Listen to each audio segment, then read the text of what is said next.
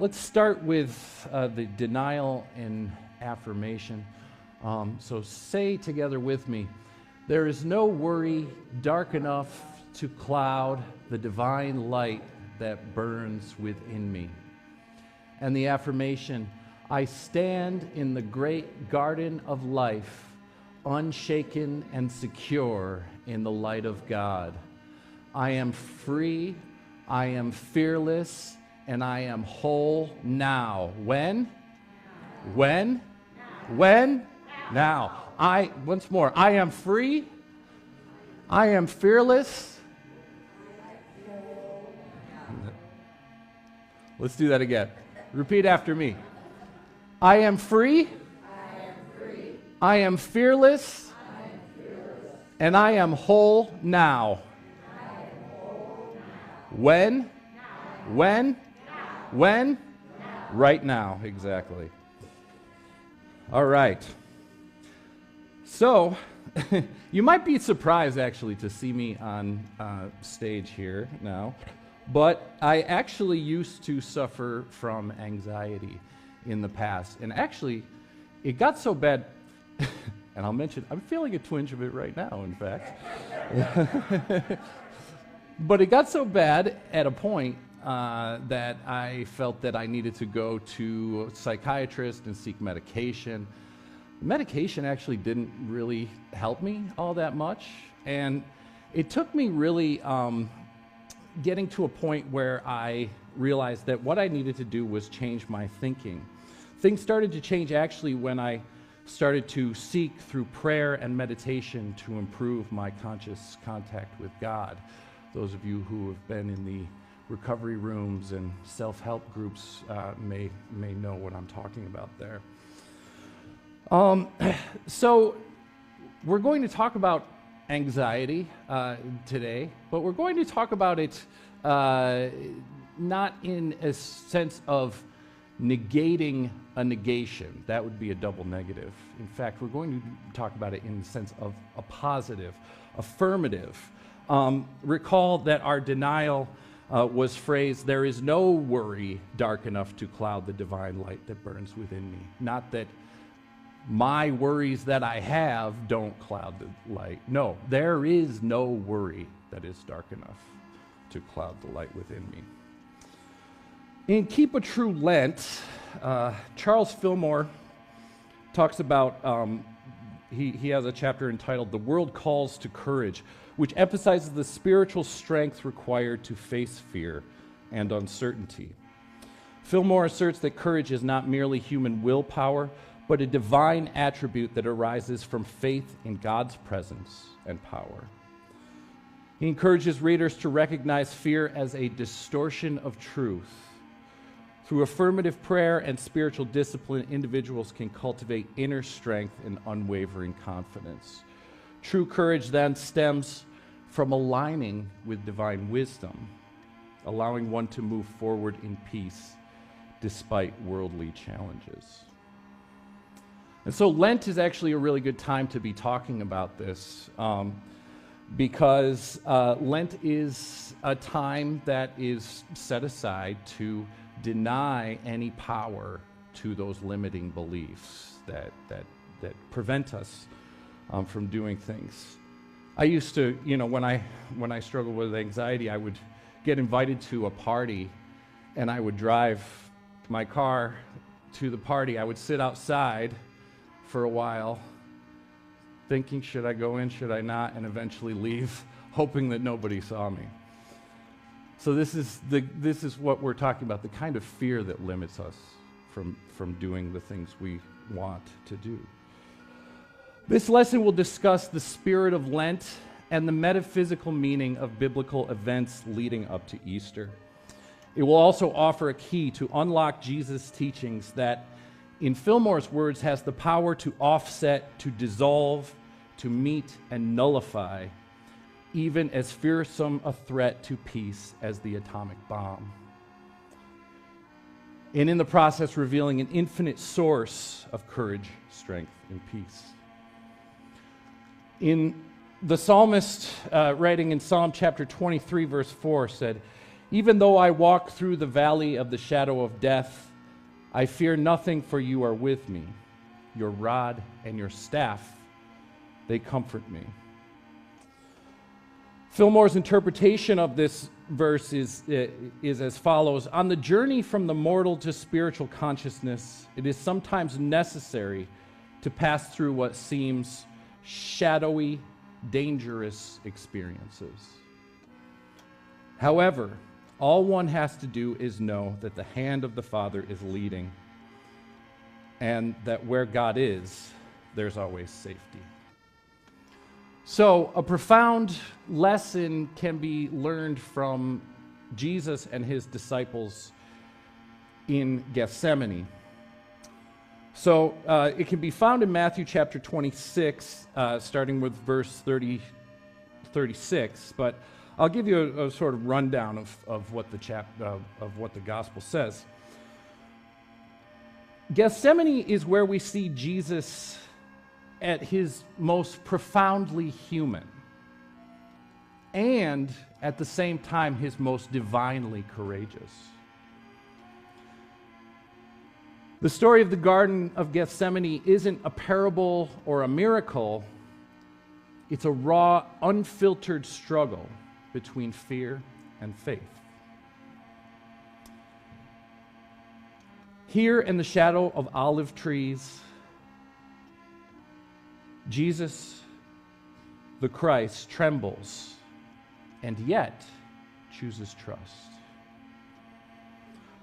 So today we are going to step into that garden with him, because each and every one of us has faced or will face his own Gethsemane moment.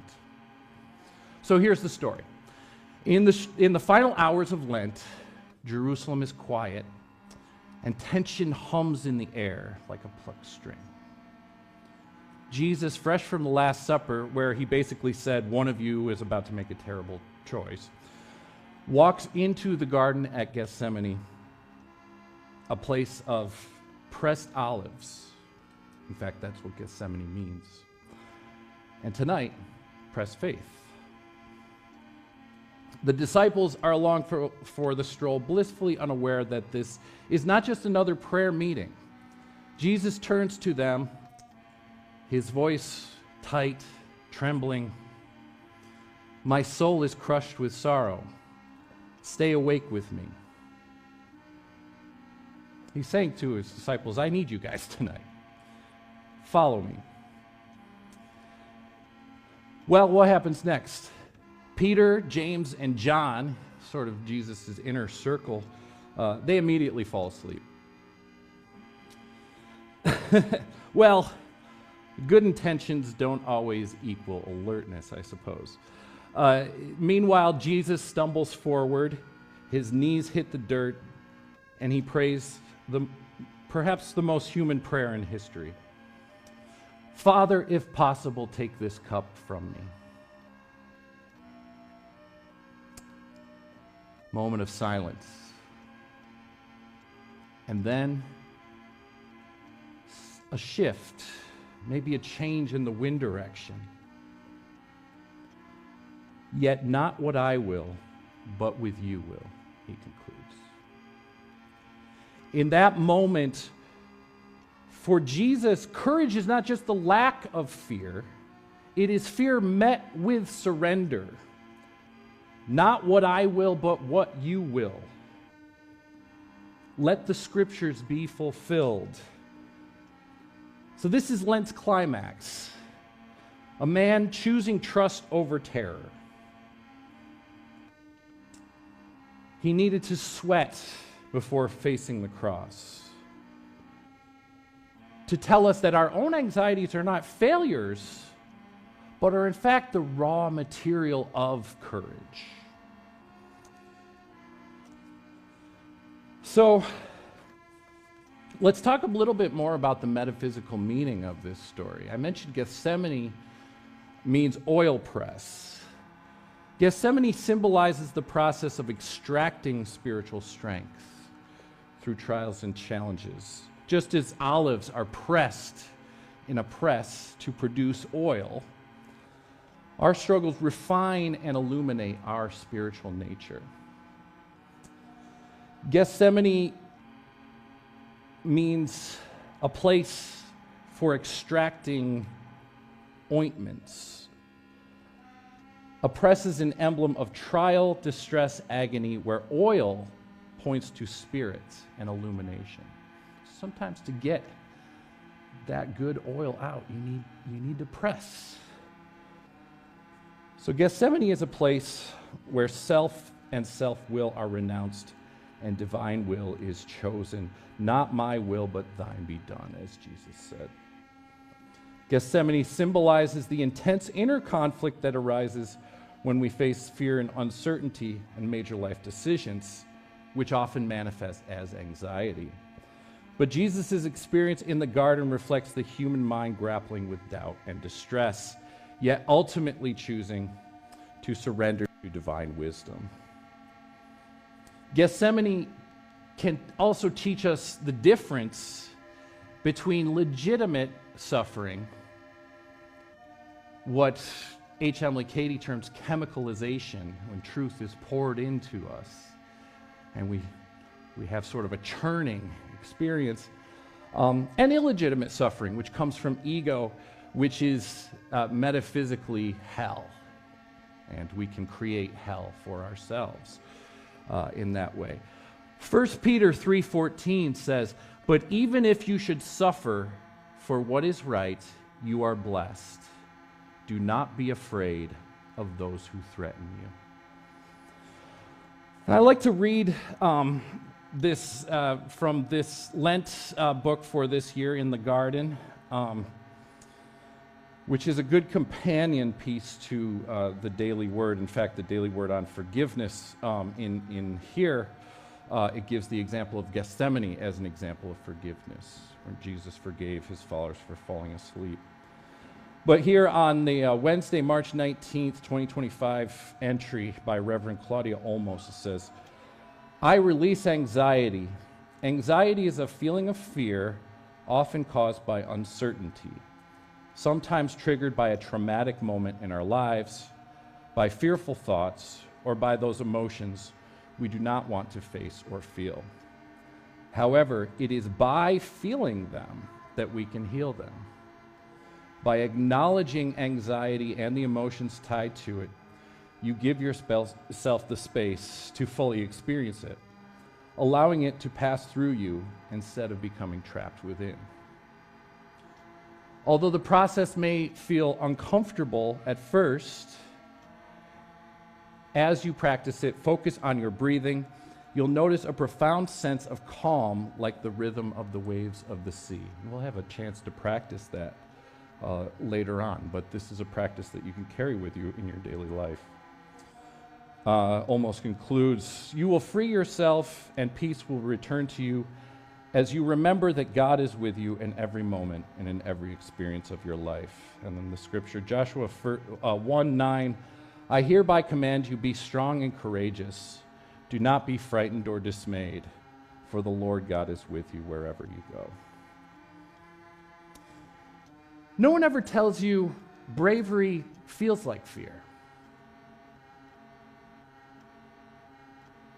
No one ever tells you bravery feels like fear. Reflect on that a minute. When facing a challenge or situation that requires courage, it's natural to feel fear. It's natural to feel doubt and anxiety at times. But you must not allow the fear of fear to multiply your fear. You must not allow the fear of fear to multiply your fear. You should not feel guilty for feeling fear. It is perfectly natural. You may want to mindfully process your fear, to really feel it, and then move on from it. Know that feeling scared does not mean that you are not good enough. Courage is not so much the absence of fear, but the presence of divine strength within the soul that makes fear powerless. So again, Jesus felt scared in Gethsemane, but he had courage knowing God's will would be done. And that when God's will is done, good results. To deny fear, then, is to break its false grip. To deny fear is to break its false grip.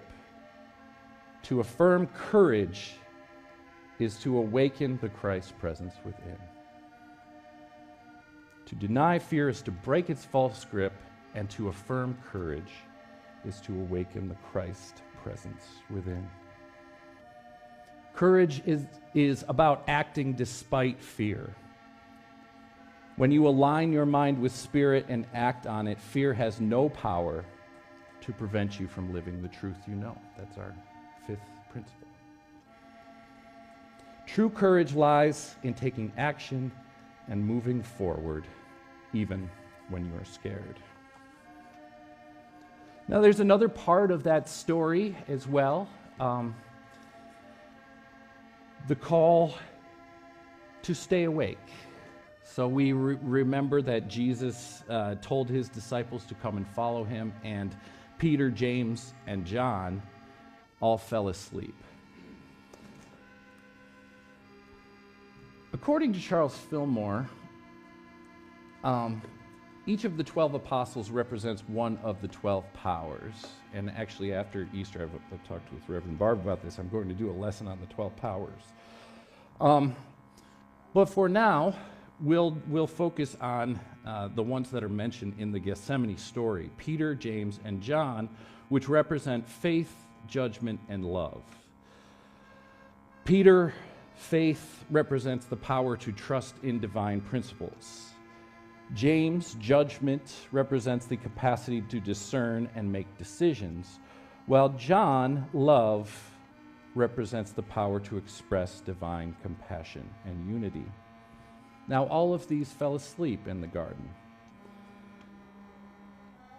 According to Fillmore, the meaning of this is, if these qualities are active in times of testing, the prayer is effectual. If we are tested and faith, judgment, and love are active, then the prayer that we ask will work.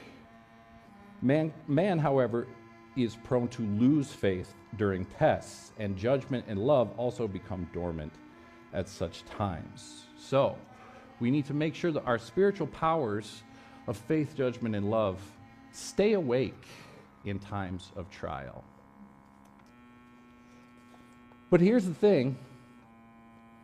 Jesus doesn't condemn the disciples for their failure, right? He forgives them. So instead of seeing it as an opportunity to condemn, he sees it as an opportunity for growth. Their sleepiness highlights the gap between human weakness and divine potential, reminding us that spiritual progress is a journey. And even when we falter, the invitation to wake up and align our higher consciousness still remains. So there's also a practical way we can interpret this lesson of Peter, James, and John falling asleep. To awaken Peter or faith is to anchor ourselves in trust. Anxiety distorts our perception of reality, filling us with doubt and fear.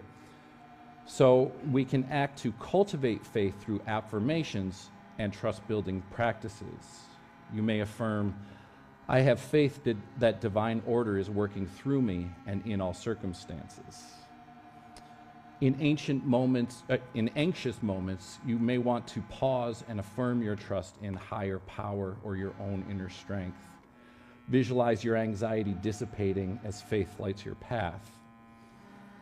To awaken James or judgment is to have balanced thinking.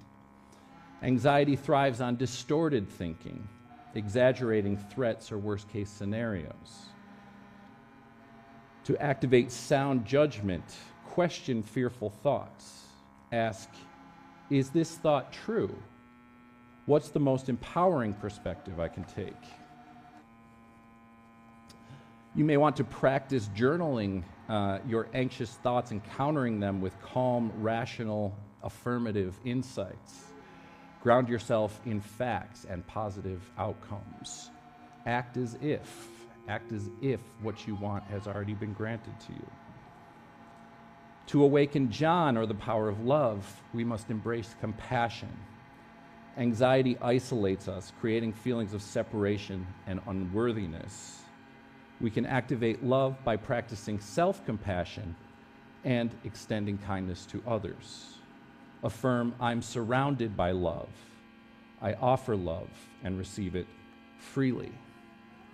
During anxious moments, you may want to place your hand on your heart, breathe deeply, and repeat loving affirmations. Connecting with others can also reignite this power, and embracing a community of like-minded people like we have here. So in Gethsemane, Jesus asked his disciples to stay awake, which symbolized the need for those faculties to remain vigilant during difficult times. When they fell asleep, it mirrored how we can lose touch with faith, judgment, and love under pressure. By consciously activating these spiritual powers, you can shift from anxiety to courage. Just as Jesus found strength in aligning with divine will, you can use these faculties to face your personal challenges with inner peace and resilience. Now, the last part of this story is the betrayal, and it says in Matthew 26, verses 45 through 46, this is the end of the Gethsemane story. Then he returned to the disciples and said to them, "Are you still sleeping and resting? Look, the hour has come, and the Son of Man is delivered into the hands of his enemies. Rise, let us go. Here comes my betrayer." The betrayer, if you're familiar with the story in the Gospels, was Judas Iscariot, not to be confused with Judas Thaddeus, who represents the power of elimination. Judas Iscariot represents the power of life. Judas Iscariot is the custodian of life. Judas Iscariot represents the unredeemed life forces. He also typifies that in humanity, which, though it has caught the higher vision of life, still resorts to underhanded methods in order to meet its obligations. Judas' betrayal represents the power of self-sabotage, the moments when old patterns, doubts, and fears undermine spiritual progress. Once again, so Judas represents the power of life. This reflects the inner challenge to remain steadfast in truth despite external pressure. So we may fear for our lives. We may fear for our safety. A little bit of that, it makes sense to, sort of avoid unnecessarily dangerous things at times. That's sort of a fight or flight, reaction that we have in us. It's sort of an evolutionary holdover from a previous time. But to progress, we need to move on from that. So that is not to say that we don't have concern over our own safety, but we don't allow it to descend into paranoia, being overly protective, being anxious and worrisome. Life is one of the 12 powers. However, a focus only on this life can be detrimental to this life. When we live in constant fear for our lives, we act in ways that attract negativity. When we're courageous, we stand out as beacons of divine light for all to see. So the first step in our redeeming the Judas faculty is to assume a fearless attitude of mind and affirm our unity with spirit and purity. When we do this, God answers, "Thou hast said, and the redeeming, uplifting, transmuted forces are set into motion. So, a few more practical ways that we can use these principles to overcome anxiety. Center ourselves in divine presence. Use meditation and affirmation. Be self-aware of the inner Judas. Acknowledge the inner betrayer. Thoughts of doubt, fear, and self-sabotage. Observe anxious thoughts without judgment and remind yourself that these thoughts are not your true identity. Accept the cup. Accept and surrender. Like Jesus surrendering to God's will, practice accepting what you can't control. I release all resistance and trust the unfolding of divine order. You may want to build a support network. Community can sometimes help with accountability with your goals. You may want to practice daily spiritual practices such as journaling, visualization, reading uplifting texts, affirming spiritual truths before challenges arise. Courage is the quiet voice that whispers, "All is well," even in the storm's fiercest winds. It's the magic staff that we can always lean on. Recall again Psalm 23:4. "Yea, though I walk through the valley of the shadow of death, I fear not, for thou art with me. Thy rod and thy staff comfort me." Well, I interpret this staff in terms of somebody that I study, Andrew Jackson Davis, a spiritualist medium from the 1840s. And he says, he had a vision one day. He said, "Still in thy right hand carry gentle peace to silence envious tongues." Oh, this is Shakespeare. Shakespeare says, "Still in thy right hand carry gentle peace to silence envious tongues. Be just and fear not. Let all ends thou aim'st be thy country's, thy God's, and thy truths."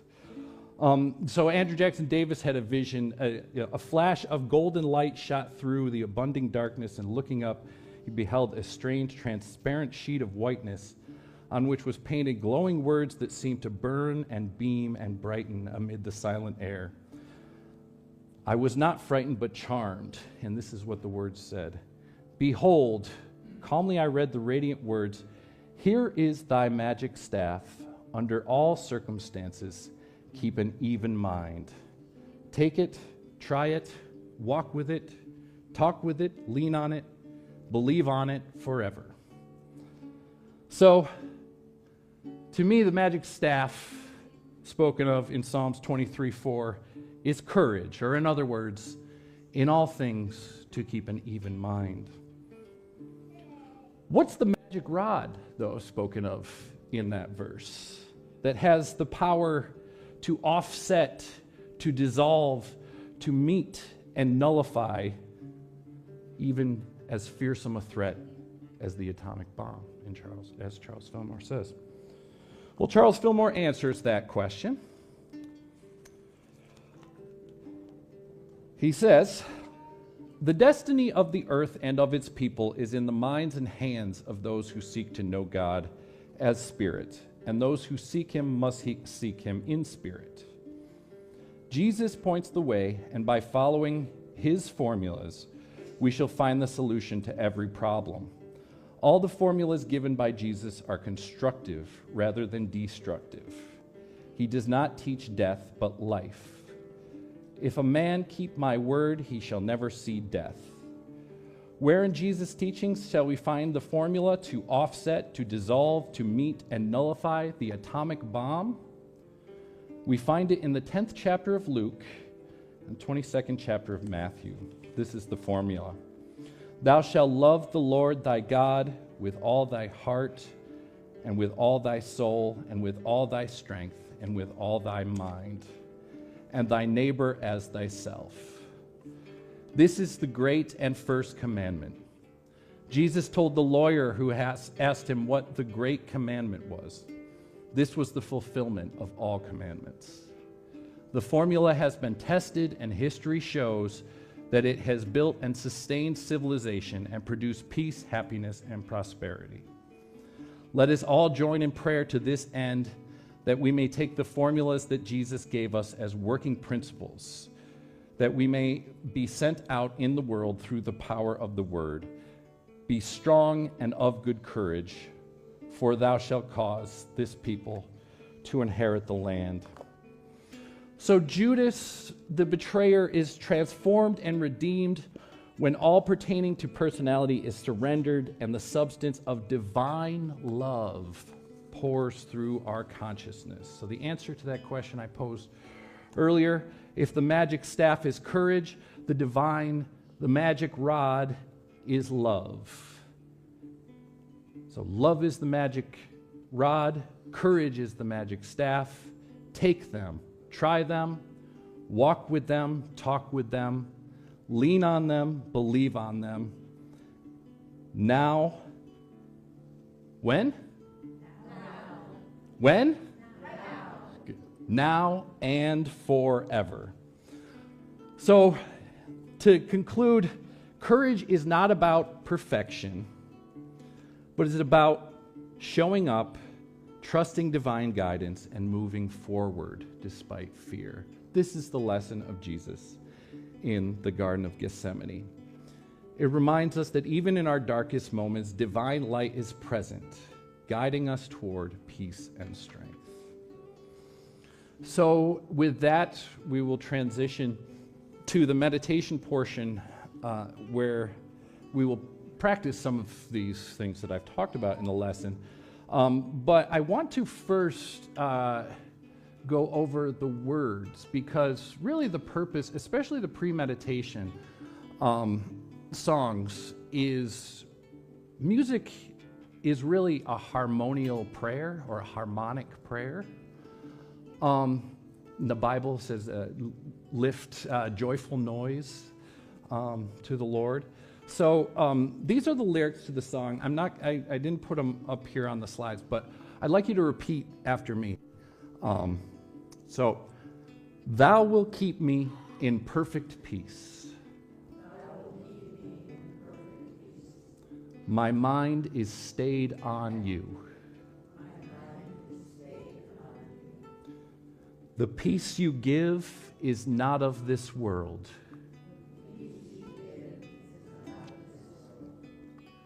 Peace flowing like a river.